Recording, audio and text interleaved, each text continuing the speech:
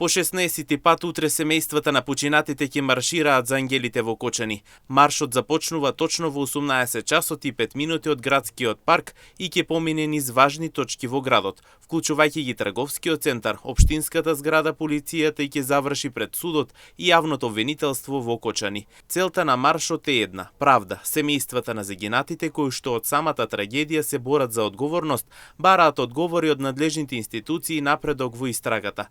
Пожарот во дискотеката Пулс, кој се случи на 16 март, резултираше со трагична загуба на 62 животи и повеќе од 200 повредени. За семејствата на настраданите болката е неизмерна, а барањето на правдата е постојано присутна. Како што велат организаторите, маршот не е само за нив, туку и за сите оние кои што сакат да се запишат на страната на правдата и да ја поддржат нивната борба. Секој чекор од маршот е одбележан со сеќавање на загинатите и барање на праведно решение.